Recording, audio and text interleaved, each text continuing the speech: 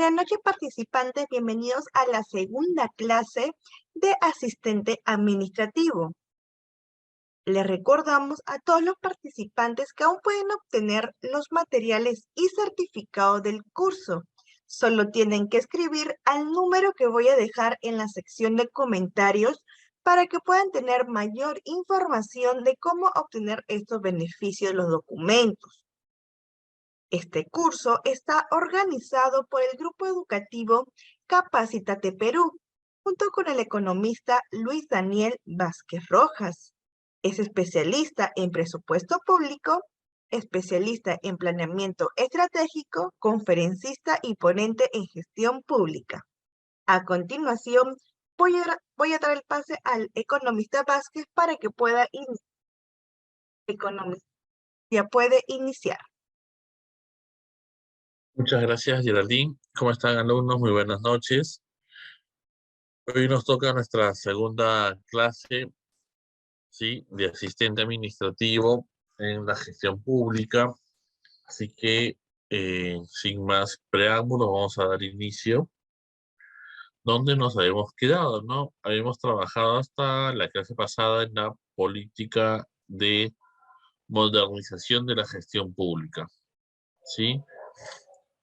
Acá principalmente vamos a ver 5 pilares que establece la política, ya como política de Estado, ¿sí? En el cual va a ser de cumplimiento para todos, ¿no? Que es lo que nos pide.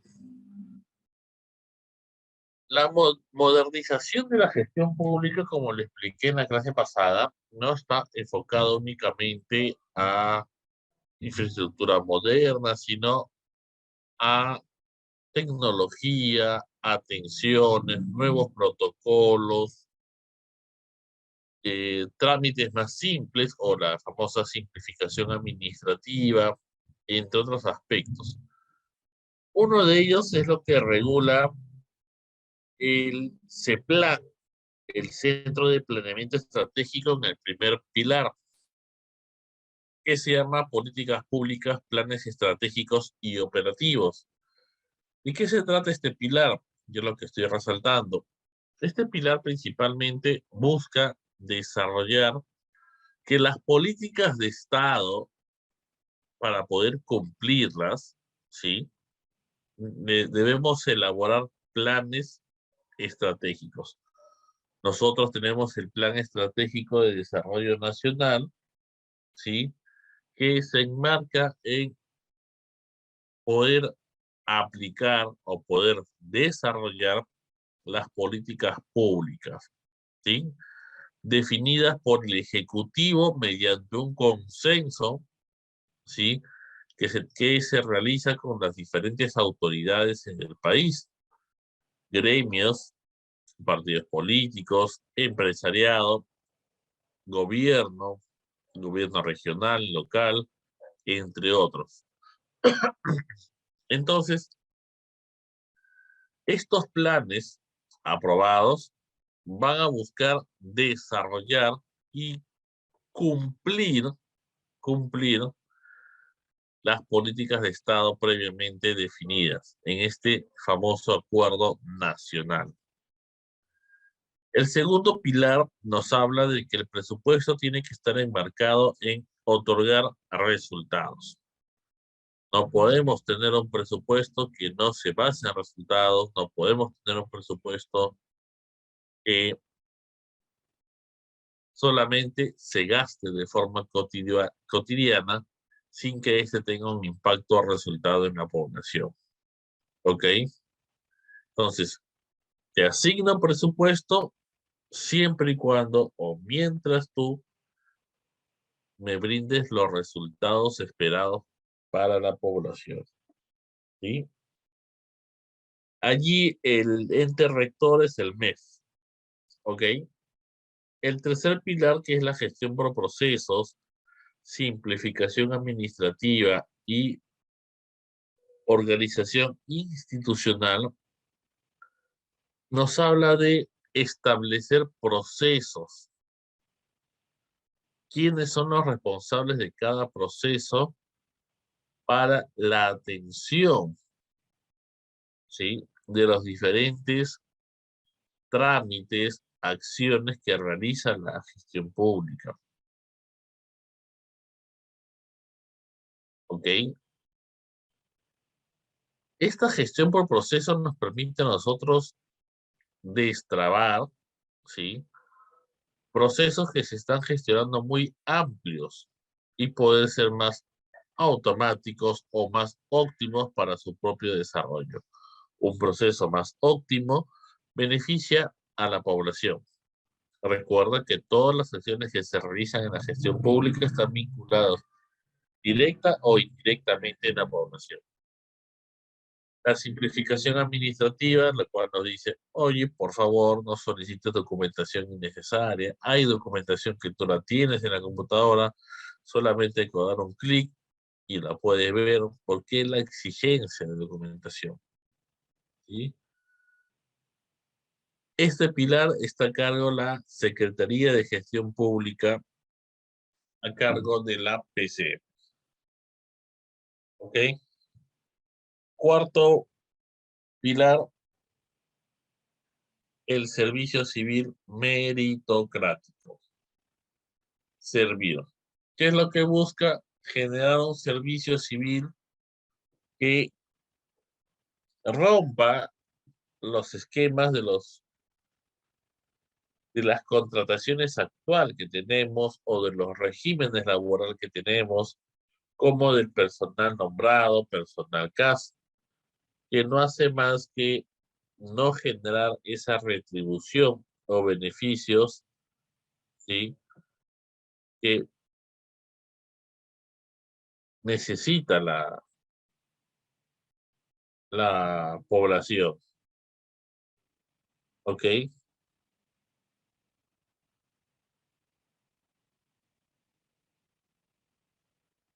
¿Quién está a cargo de este servicio civil o este cuarto pilar?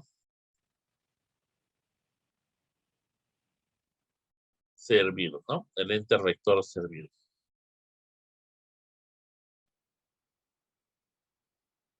Quinto pilar,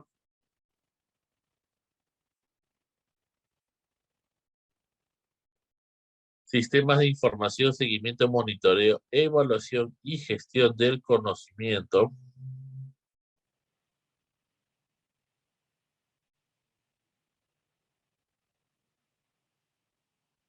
Nos habla principalmente de la información que tiene y conoce el personal de la entidad.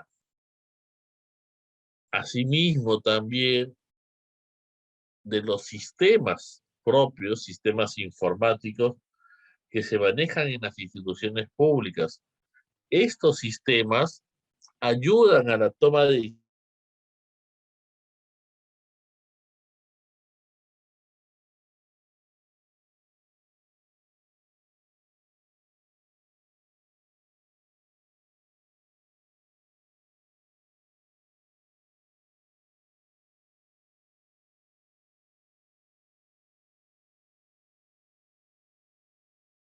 permita solucionar problemas, ¿sí?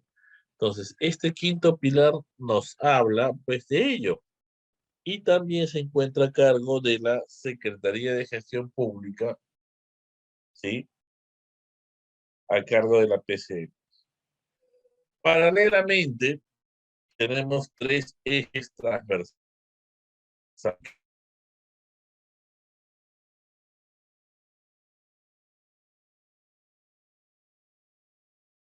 Tenemos tres campos. Rinde cuentas, publica lo que haces, ¿sí? Queremos conocer, ¿ok? Gobierno electrónico, que la sociedad pueda interactuar con el gobierno, ¿sí? Pueda obtener la información que necesita de la mano con el gobierno, de los diferentes niveles, de los diferentes poderes. Seamos accesibles, ¿sí? Y hay mucha tecnología para poder acceder, ¿sí? Al gobierno electrónico. Ok, ahora si usted desea de su computadora puede acceder a páginas de nación, ¿sí? Y todo lo tiene también de forma digital también, ¿ok? Y la articulación interinstitucional es la que nos habla principalmente que las diversas entidades públicas tienen que estar articuladas, tienen que conversar, tienen que trabajar en equipo, no ser islas separadas, ¿sí?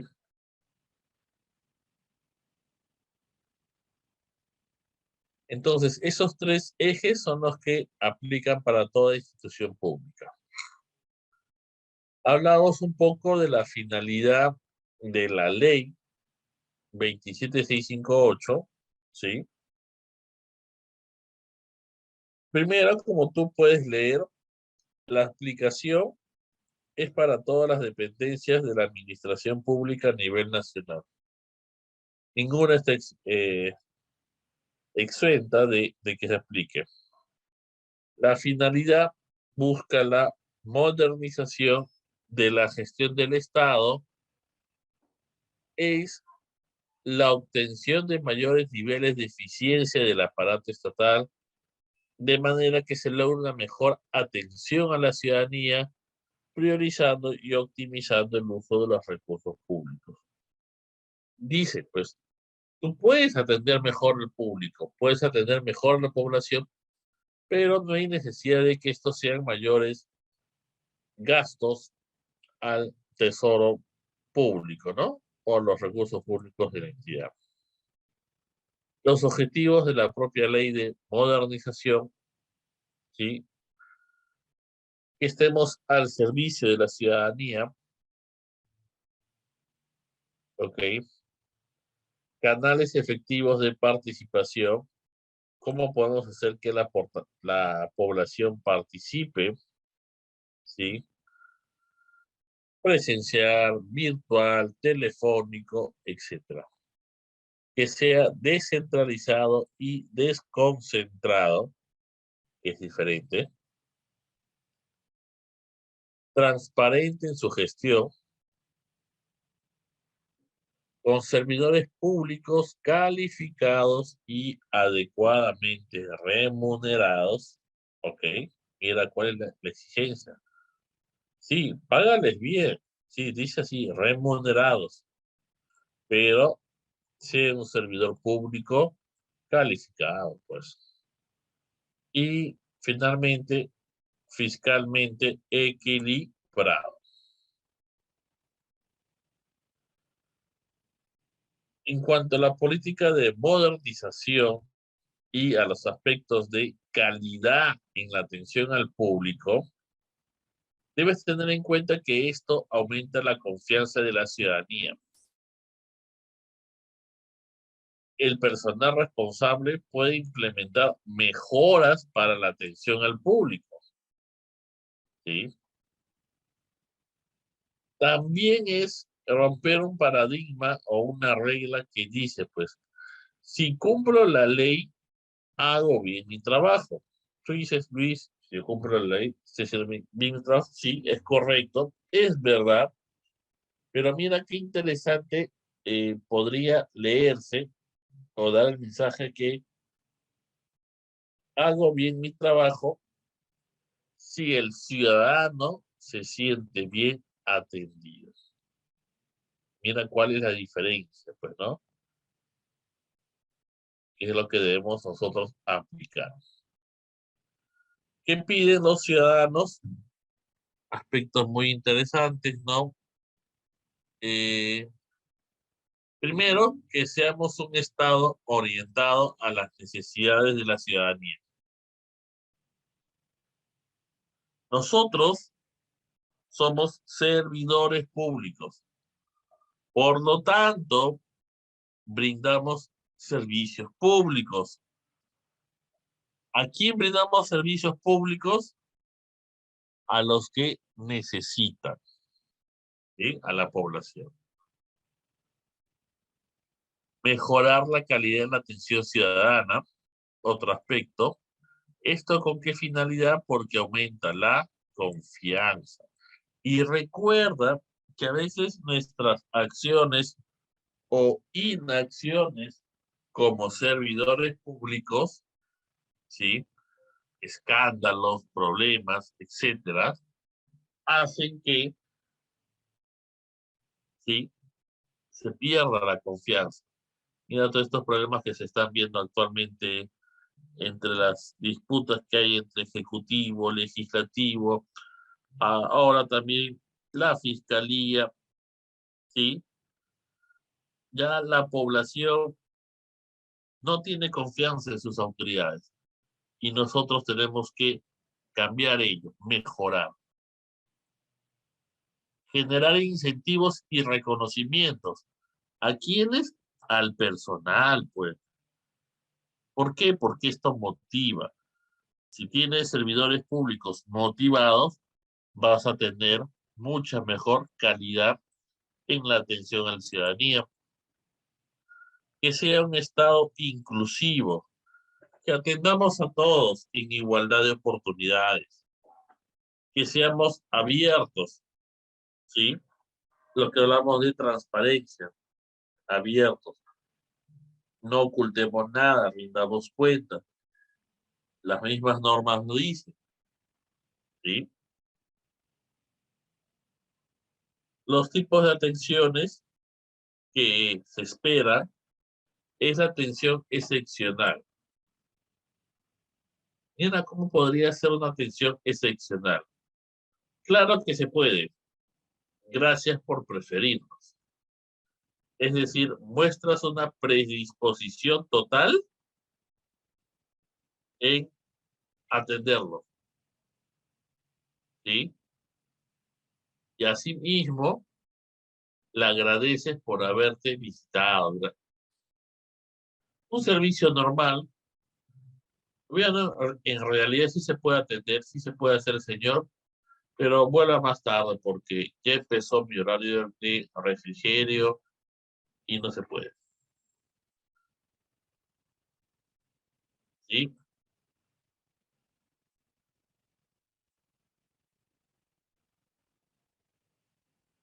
Aspectos entre gestión pública y administración pública, ¿sí?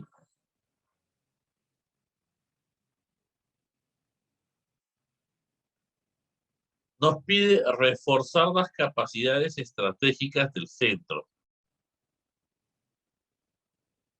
buscar una implantación en la función pública, una reorganización, porque eso siempre es bueno.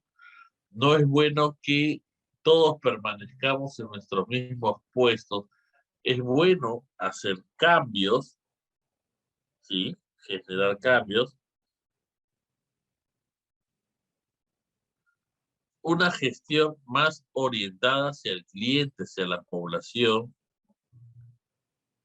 Introducción de la competencia y el mercado y utilizar métodos de evaluación y técnicas de gestión.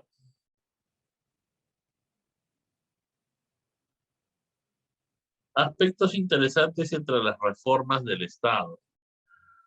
Una de ellas, señores, son las reformas que se han dado a través de la ley López, la ley orgánica del Poder Ejecutivo, la ley 29158, en la cual crea esta ley sistemas funcionales y sistemas administrativos, ¿sí? Entonces, estos sistemas funcionales y administrativos son los que nosotros propiamente más adelante vamos a describir algunos de ellos de forma amplia, un poquito más amplia, ¿ok? También tenemos la reforma del servicio civil, lo que justo hablamos en el cuarto pilar de la modernización de la gestión del Estado, ¿sí? Ahí lo tenemos como servir. Tenemos la descentralización. ¿sí? Y esto no es un aspecto de ahora, es un aspecto que ya se ha venido realizando, ¿sí? Desde muchos años atrás. Inclusive la ley de descentralización viene del año 90, pero propiamente se viene aplicando muy bien desde el 2002 con el gobierno de Toledo, y es allí donde ese gobierno empiezan los cambios en la administración pública, ¿sí?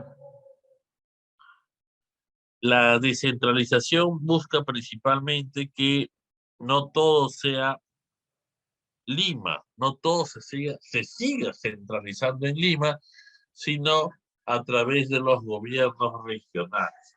Por ejemplo, actualmente ahora cada gobierno regional maneja su propio presupuesto, tiene sus propias normas, ¿sí? Tiene facultades, ¿sí? Y eso ya se ha desvinculado del gobierno central. Entonces, ese es el aspecto que nos habla de la descentralización.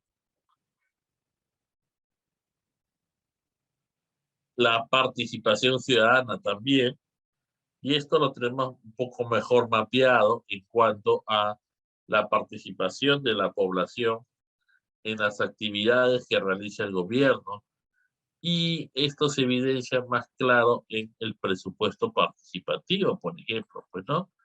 La población, grupo de ellos, participa de actividades, ¿sí? Que el gobierno realiza, ¿no? Y decide qué acciones se van a realizar en su localidad, o el presupuesto que maneja, ¿no? Entonces vemos cómo existe una especie de gobernanza entre autoridad y población, ¿ok? La parte de transparencia, que ya lo estamos hablando de forma repetitiva, ¿sí? Que nos pide, pues, mediante la ley 27806, ¿sí? Que realicemos la transparencia y acceso a la información pública, ¿ok? Y de acuerdo a la lámina que tú estás viendo ahí en pantalla, por ejemplo, ¿sí? Tienes la página del Ministerio de Defensa, donde tiene diferentes, ¿sí? Accesos para que publiquen información. Lo voy a agrandar un poquito para que tú lo puedas ver. Ahí lo tienes, ¿no? Desde datos generales, planeamiento y organización, presupuesto, cuánto presupuesto maneja, proyectos de inversión u obras, participación ciudadana, recursos humanos, contratación de bienes y servicios, actividades oficiales, acceso a la información, registro de visitas, ¿sí? Etcétera. No, hasta ahí nomás, exactamente. Entonces,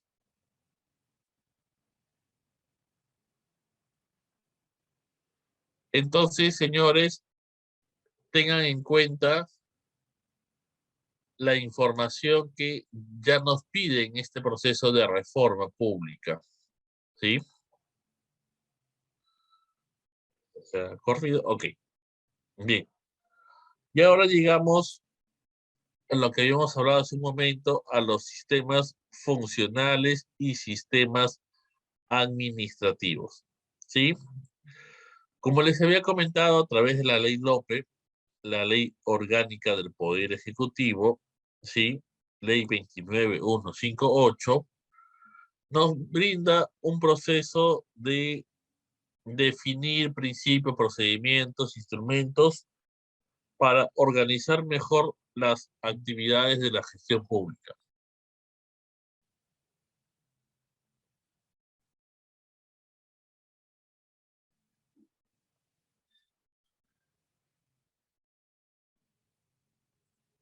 Y uno de ellos, la creación de sistemas funcionales. ¿Qué es un sistema funcional? Un sistema funcional busca que las políticas públicas, ¿sí?, se cumplan. Nada más. Que la política pública se cumpla. La política que se ha definido, se ha priorizado, está en agenda, se cumpla.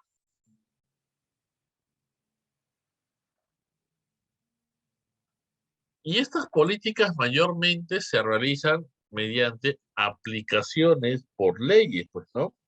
Leyes que aprueba el Congreso como parte de sus funciones y el Ejecutivo lo reglamenta.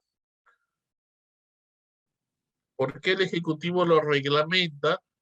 Porque el Ejecutivo tiene asignado 18 ministerios o 18 carteras, ¿sí? Que allí está toda la actividad peruana o la actividad de un país principalmente. Tiene salud, educación, economía, cultura, etcétera, etcétera. Y vamos a ver algunos ejemplos, ¿no? Por ejemplo, tenemos las materias de estos sistemas funcionales como agricultura, ambiente, comercio, turismo, economía. Y miren, estas materias o sectores, porque si te das cuenta, son casi el desagregado de los ministerios. Y mira, te dice, dan lugar a sistemas como el SIS, el sistema educativo, el sistema de agua y alcantarillado. Otros ejemplos más amplios, mediante leyes, mira, interesante, la ley que crea el Sistema Nacional de Gestión de Riesgos de Desastres. Tenemos una ley, ¿sí?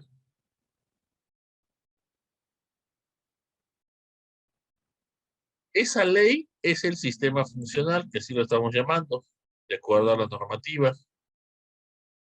Y este sistema funcional, como te había mencionado, lo va a reglamentar quién, el Ejecutivo, y te va a indicar quién es el ente rector. En el caso de la SINAGER, está a cargo la PCM, como puedes leer ahí.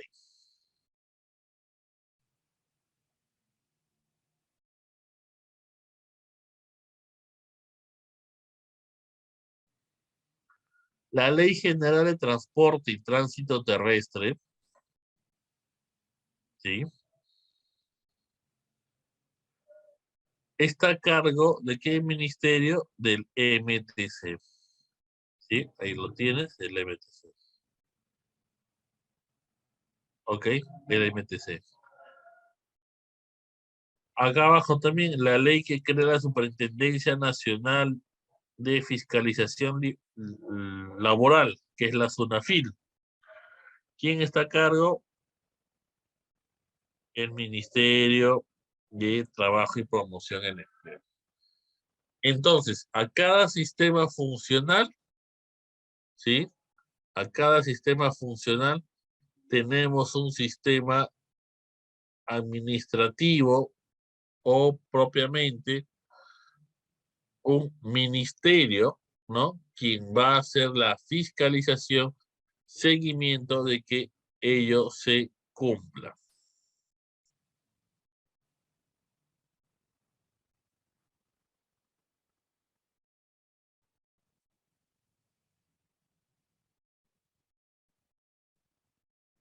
¿Ok? Bien. Ahora, en cuanto a los sistemas administrativos de esta ley orgánica, ¿sí?, ellos buscan que se haga un uso eficiente de los recursos públicos. Y no solo de los recursos públicos, sino también de los bienes públicos, ¿sí? Y toda actividad que realiza el Estado, que realiza la administración pública. Y lo tiene segmentado en 11 sistemas administrativos.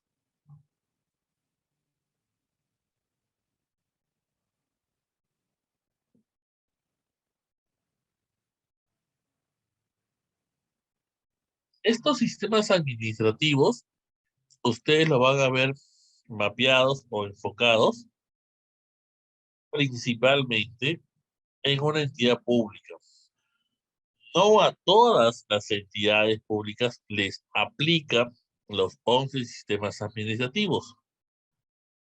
A algunas sí. Vamos a tratar de enlazar algunas de ellas para que tengan una noción, ¿sí?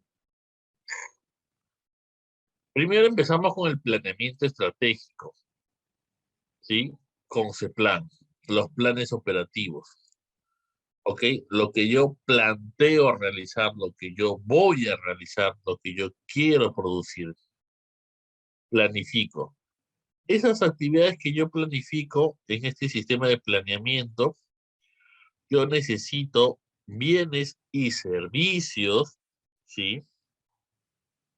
Para poder cumplir este plan, ¿ok? Necesito abastecerme de bienes y servicios. Y este es el segundo sistema, ¿ok? Abastecimiento, que en el nivel desconcentrado son las oficinas de logística, ¿sí? Las que tienen a cargo el abastecimiento de bienes y servicios. Necesito educar a niños, voy a construir un colegio que no existe, voy a hacer un proyecto de inversión pública, ¿ok? Estos proyectos de inversión pública, ¿sí? Se realizan a través de la Dirección General de Programación Multianual de Inversiones, ¿sí? Que se encuentra en el Ministerio de Economía y Finanzas, y Programa de Inversión. Ambos sistemas, tanto inversión pública como abastecimiento, para poder cumplir sus fines de abastecimiento, de comprar bienes y servicios, y de inversión pública, de ejecutar sus proyectos de inversión, necesitan a presupuesto. Y el ente rector es la DGPP. Es el que es el sistema que te va a autorizar el gasto, ¿sí? Para poder comprar bienes y servicios o para poder atender una inversión pública. Si un gasto no está presupuestado, no se va a poder ejecutar. Ok, cuando el gasto ya está presupuestado, se recurre a tesorería para que pueda pagar, ¿sí? Tesorería para que pueda pagar.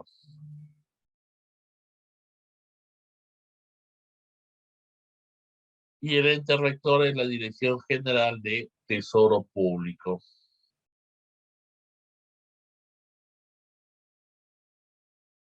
Posteriormente, los registros contables nos van a evidenciar o mostrar, ¿sí? Cuánto es lo que se tiene como ingresos, egresos, estado de ganancias y pérdidas, balance, ¿sí? De acuerdo a las normas contables. Endeudamiento público, cuando no se encuentra financiamiento con el presupuesto de la institución, se recurre al endeudamiento, nos endeudamos, ¿sí? Para ello tiene que haber una autorización, y ello es autorizado por la Dirección General de Endeudamiento Público, ¿sí? Y a cargo del MEF también. Bien, los otros sistemas, modernización de la gestión pública, es lo que ya hemos estado hablando al inicio de la ponencia del día de hoy, a cargo de la PCM. La gestión de los recursos humanos, cuarto pilar, también hablamos con Servir. La defensa judicial del Estado a través de nuestro Poder Judicial, ¿sí? Y el último y no menos importante, el sistema de control, que es a través de la Contraloría General de la República o los órganos de control quienes fiscalizan el uso, destino de los fondos públicos en los bienes del Estado y a las donaciones. Hablemos un poco de los sistemas administrativos, en este caso principalmente del sistema de tesorería. Justo acá, chicos. ¿Sí? Entenderán que por temas de priorización y por tiempos no se pueden hablar de todos, pero he priorizado 3 sistemas. Ya hemos hablado de la modernización, hemos hablado de, vamos a hablar, perdón, ahora de tesorería y posteriormente de presupuesto. Entonces, vamos a priorizar los sistemas, ¿ok? Tesorería. El ente rector es la Dirección General de Tesoro Público que se encuentra en el MEF. Su ley principal es la 28693, pero fue modificada por el Decreto Legislativo 1141.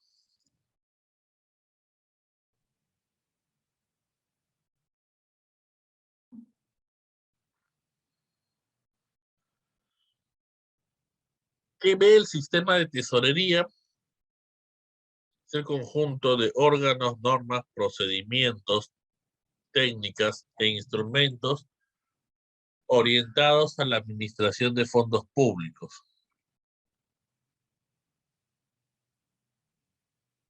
¿Sí? Entonces, tesorería administra el dinero.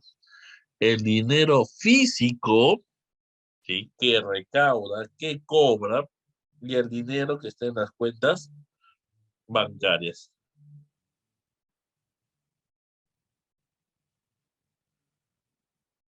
¿Quiénes lo conforman? El nivel central, que es el ente rector, ¿sí?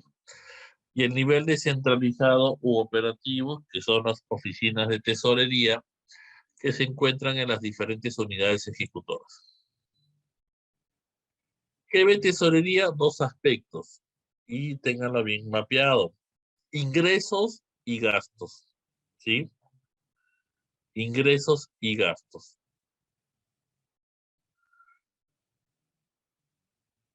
Los ingresos tienen 2 fases, la determinación, que es lo que ven ustedes que está subrayado, y la recaudación. En cuanto a la determinación, es cuando tú fijas o conoces el importe que has recabado, que ha ingresado a tu caja, que ha ingresado a tu cuenta bancaria. A ese proceso se le llama determinación. Y a la recaudación se le llama el proceso que ya se encuentra en la cuenta bancaria. Por norma de tesorería, todos los ingresos que tú recaudas tienen que estar centralizados en única cuenta que administra cada entidad pública. ¿Sí? Entonces, allí se depositan los fondos públicos. Y ese proceso se llama recaudación.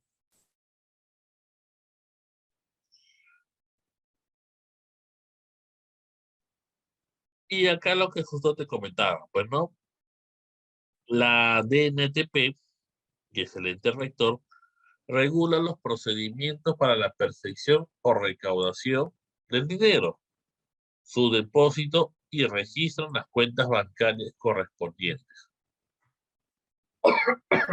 Perdón. Los fondos públicos se depositan en forma íntegra dentro de las 24 horas de su percepción. Si yo en caja recaudé hoy dinero, hoy 18 de noviembre, ¿sí?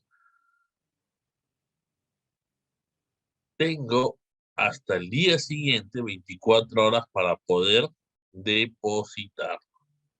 ¿Ok?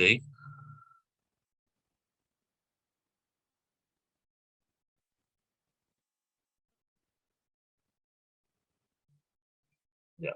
Acá hay un dato que, ¿cómo se ejecuta un gasto? Es un aspecto importante a través de una fase que se llama de vengado, ¿sí? En el cual consiste en el reconocimiento de una obligación de pagos. Ya te hablo de los bienes ya internados en la entidad. Un bien ya internado en la entidad, un servicio ya realizado para la entidad. Ejemplo, la entidad ha comprado libros escolares, ¿sí? El Ministerio de Educación ha comprado libros, y esos libros tienen que pasar una verificación, y para que se le pueda pagar al proveedor, una de las condiciones es que el gasto tiene que estar devengado, y el devengado es el reconocimiento de una obligación de pago. Para poder devengar un gasto, ¿sí? Muy aparte que el bien esté internado en la entidad, tiene que estar ese bien con conformidad. ¿Qué es esto? El área usuaria o el servicio solicitante tiene que decir, bien, los libros que han traído es la cantidad, es la calidad y cumple con las especificaciones técnicas que yo he pedido. Y por ello le doy la conformidad. Está ok. Sí me sirve, sí lo voy a usar para cumplir mi finalidad. Pero todavía no le he pagado ni un sol, pero cumple con lo que yo les pido. ¿Sí? Y por ello emito mi conformidad como área usuaria. ¿Ok? Entonces, ese es el devengado. Y acá en el Perú, el MEF evalúa a las diferentes entidades públicas su ejecución del gasto, ¿sí? La ejecución del gasto. Y la ejecución del gasto se realiza a través de esta fase de vengado. ¿Ok? Entonces, en cuanto al devengado, hay información importante que se tiene que completar. ¿Y quién completa esa información? Logística, quien es el que procesa o consolida los bienes y servicios que se van a comprar, y la oficina de personal o oficina de recursos humanos, ¿sí? Quien es la que procesa la planilla del personal de la entidad. ¿Sí? Finalmente, el pago, ¿sí? El pago se realiza cuando ya toda la información de la entidad ya se encuentra consignada, ¿sí? ¿Ok? Y únicamente tengo que pagarle al proveedor, ¿sí? Pagarle al proveedor, nada más. Entonces, con el pago es donde yo voy a sacar el dinero, no por decirlo de una u otra forma, de la cuenta bancaria de la entidad, eso estamos viendo en lo que es tesorería, ¿sí? Y lo voy a depositar en la cuenta bancaria del proveedor. Saco dinero en la cuenta bancaria de la entidad y lo deposito en la cuenta bancaria del proveedor, ¿sí?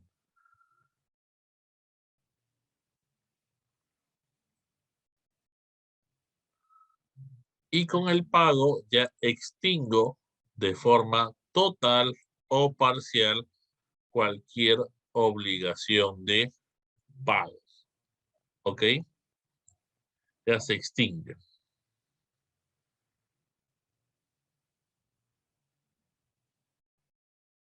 Ya que hay algunas precisiones, pues no, que está prohibido el pago de obligaciones que no cumplan los requisitos de la misma norma, que no cuente con la conformidad de la restricción o prestación, ¿sí?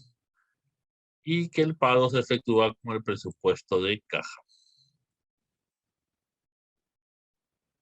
Procedimientos y normas de pagaduría que debes tener en cuenta al momento de pagar si trabajas en la oficina de contabilidad o oficina de tesorería o oficina de economía, como así lo llaman también, ¿sí? Que la Dirección Nacional de Tesoro Público establece cómo deben realizarse los pagos, ¿sí? Y ahora ya no se está utilizando muchos cheques, ¿sí? Sino los pagos por medios electrónicos, que son a través de los CCIs o los códigos de cuenta interbancaria. ¿Sí? Un dato importante, si nos encontramos a puertas de cerrar el año y yo he hecho un devengado, pero únicamente me falta pagar al proveedor, pero este se realiza como fecha máxima el 31 de diciembre, tengo, de acuerdo a la norma de tesorería, ¿sí? Hasta el 31 de enero del año siguiente para poder pagar. Ojo, hablo de pagar, no de devengar. Cuando hablo de devengar, recuerda que el bien ya tiene que estar internado y para ello yo emito la conformidad, ¿sí? Pero Luis, pero si ya el 31 diste el devengado, ¿por qué no le pagas el mismo 31? Porque el pago toma su tiempo, pues, no es algo rápido, ¿ok? Entonces, no vas a pagar a un proveedor, pagas a N proveedores.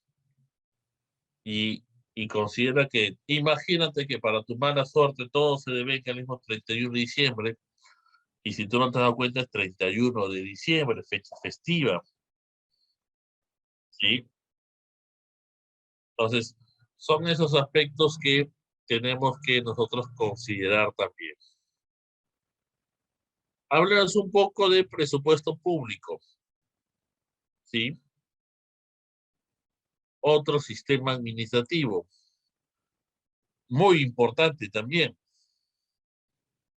El presupuesto público es un instrumento de gestión de Estado que permite a las entidades lograr sus objetivos y metas contenidas en su plan operativo institucional, el POI. Recuerda que cuando te describí los sistemas administrativos hice un resumen de cada uno de ellos, te mencioné, te comenté, ¿sí? Que a través de ese plan se realizan planes operativos que garantizan el cumplimiento de las políticas de Estado. Entonces, claro, es muy bonito todo, tú planeas, pero si no tienes plata, no tienes presupuesto, esto nunca se va a ejecutar.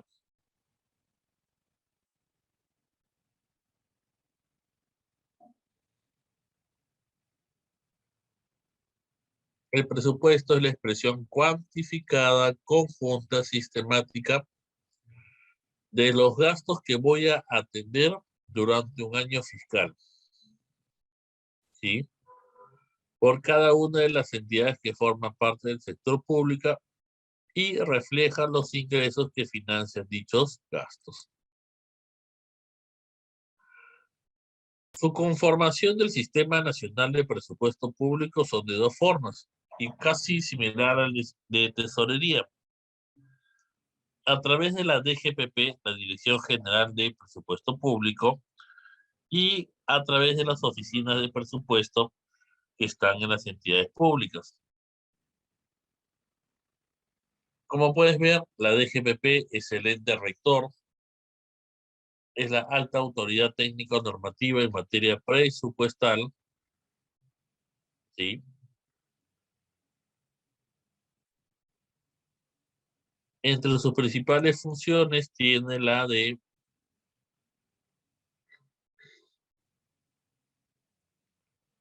programar, dirigir, coordinar, controlar, evaluar la gestión del proceso presupuestal, elaborar el anteproyecto de ley de presupuesto, emitir directivas y normas presupuestarias, regular la programación del presupuesto, promueve el perfeccionamiento de la técnica presupuestal y emite opinión en materia presupuestaria exclusiva y excluyente. ¿Qué hacen las oficinas de presupuesto de las entidades públicas? ¿Sí? Son las responsables de conducir el proceso presupuestario de la entidad. Se sujeta a lo que diga la DGPP, ¿sí? O sea, las oficinas de presupuesto se sujetan a lo que diga la misma DGPP, ¿ok? Entonces, este es un aspecto a tener en cuenta, ¿sí?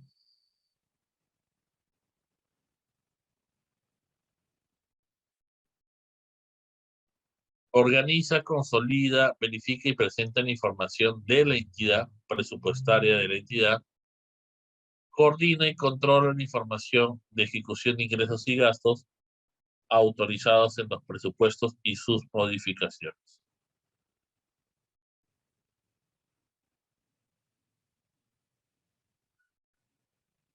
¿Cómo se financian los gastos, señores? Fácil, lo hemos hablado. Los gastos se financian con ingresos. Tú no puedes gastar si es que no tienes ingresos, ¿sí? Y en el Estado tenemos tres tipos de gastos, ¿sí? Los gastos corrientes, ¿sí? Que es los gastos recurrentes o gastos operativos de la entidad. Por ejemplo, planilla, ¿no? Recurso humano, bienes y servicios, pensiones, impuesto predial, arbitrios, servicios básicos, entre otros. Gastamos también en gastos de capital, en activos financieros y proyectos de inversión, principalmente. Cuando hablamos de un gasto de capital, hablamos de los proyectos de inversión, ¿ok? Pero hay algunos casos que no son proyectos de inversión y son otros activos financieros, y esto se le denomina también gastos de capital, como por ejemplo el mobiliario, computadora, laptops, muebles, ¿sí? Que necesita la entidad pública. ¿Qué otros gastos tenemos? Tenemos el gasto llamado deuda. Lo que te endeudas, pues los préstamos que tú obtienes para poder atender necesidades. ¿Ok? Entonces,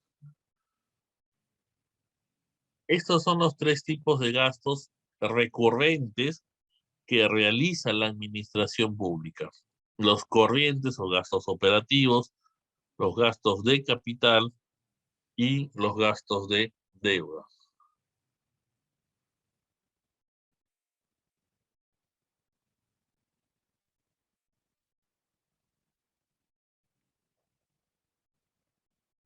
Y finalmente, señores, tenemos una lámina muy interesante en cómo aplicamos, perdón, el POI, el Plan Operativo Institucional que gestiona y ejecuta una entidad pública en cuanto al PEI, que es el Plan Estratégico Institucional que realiza un determinado sector, y la vinculación con el presupuesto. Entonces, vamos a partir de abajo hacia arriba, ¿ok? Las entidades públicas, a través del sistema de abastecimiento, programan sus bienes y servicios. ¿Dónde lo programan? En una opción o una fase llamada cuadro multianual de necesidades. De manera trianual, van a programar todos los bienes y servicios que necesitan. Disculpen, en un aplicativo SIGA, y van a programar todos sus bienes en función a las actividades operativas y metafísicas que han definido los centros de costos. Luis, me perdí. Te explico. Un plan operativo va a desarrollar, entre otras palabras, las actividades o productos entregables que realizan los centros de costos. ¿Y quiénes son los centros de costos? Las oficinas o servicios. Ellos hacen o entregan productos a la entidad pública. Y estos se llaman o denominan actividades operativas. Estas actividades operativas, para poder medirlas, ¿sí? Establecemos una medición física. Por ejemplo, pues el médico, para que pueda atender a sus pacientes, centro de costo, consulta pediátrica, actividad operativa, atención pediátrica, metafísica, 10.000 niños al año. ¿Qué necesito comprar? Estetoscopio, baja lengua, algodón, alcohol, necesito contratar una enfermera, necesito contratar médicos, etcétera, etcétera. Entonces, de esa forma se elabora el POI. Y este POI se va a vincular a un PEI, que es este PEI lo elabora el sector, ¿no? Una entidad superior a la entidad que estamos tomando como modelo. ¿Ok? Y este PEI tiene asociados objetivos estratégicos y acciones estratégicas. Cada una de estas opciones, ¿sí? Cada una de estas opciones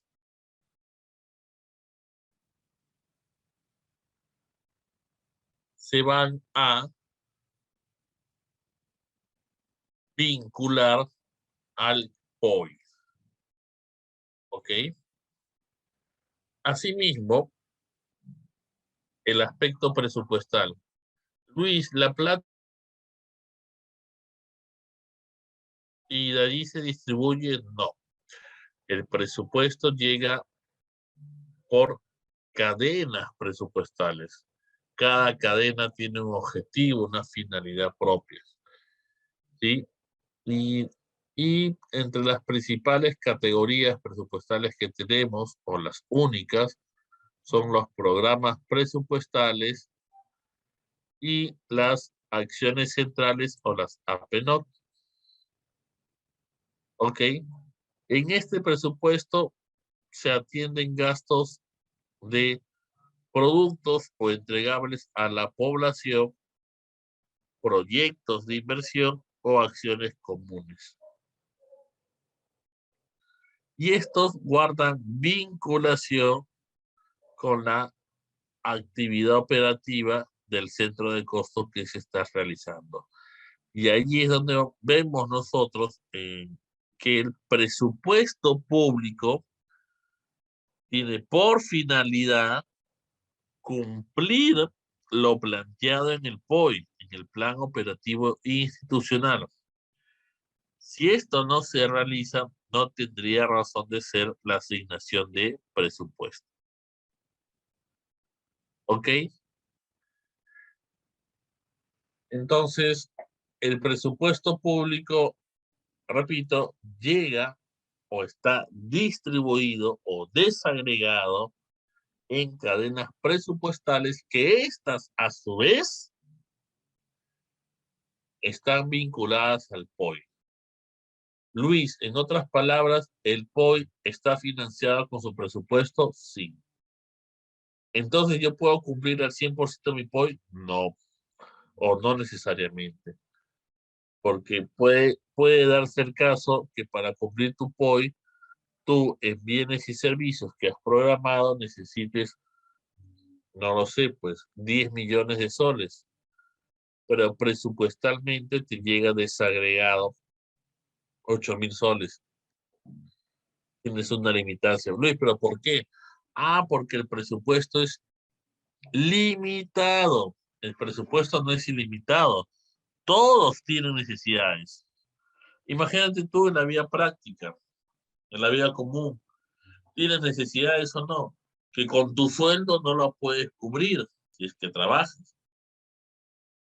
¿Sí? Ok, lo mismo sucede con el Estado. Así como tú tu dinero lo gastas en comida, alquiler de cuarto o de casa, la ropa, pasaje, está distribuido, ¿sí o no? Esa distribución son como si fueran cadenas presupuestales, ¿sí? Para que más o menos me entiendas un poco el esquema. Y cada uno tiene un objetivo, un fin que se tiene que cumplir. Ok, señores, esta es nuestra ponencia del día de hoy.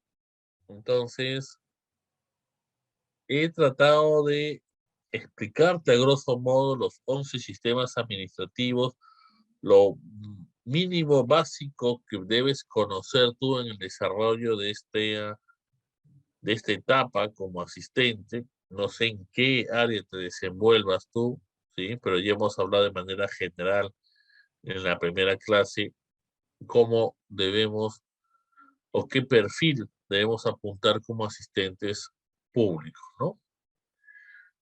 Bien, mi nombre es Luis Vázquez, mi página de Facebook, si por ahí te interesa hacerme una consulta o comentario, yo también te puedo responder por la página de Facebook y atento a cualquier consulta que tengas. Yo contesto por la página, me demoro un poquito, pero sí llego a contestar. ¿Ok? Bien, chicos, muchas gracias. Muchísimas gracias, economista Vázquez, por la capacitación que hoy día nos ha brindado y muchísimas gracias a todos los participantes por su atención y preferencia. Ok, perfecto. Entonces, la primera consulta que nos dejan es, ¿qué necesitamos mejorar para alcanzar el bienestar social que esperamos?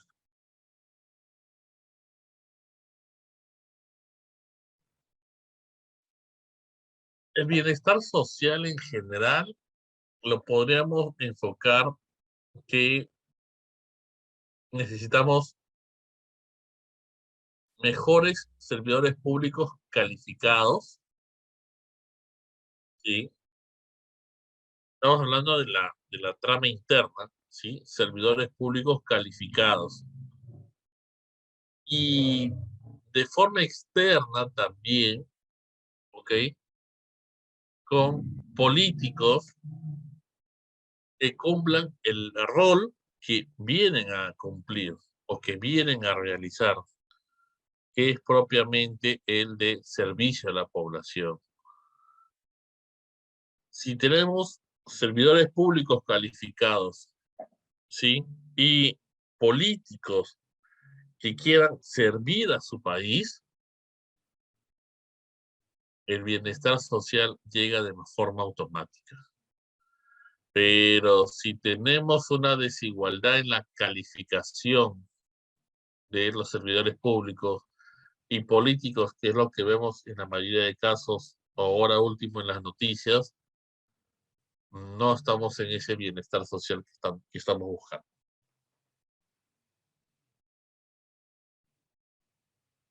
Muchísimas gracias, economista Vázquez, por la capacitación que hoy día nos ha brindado y por su respuesta.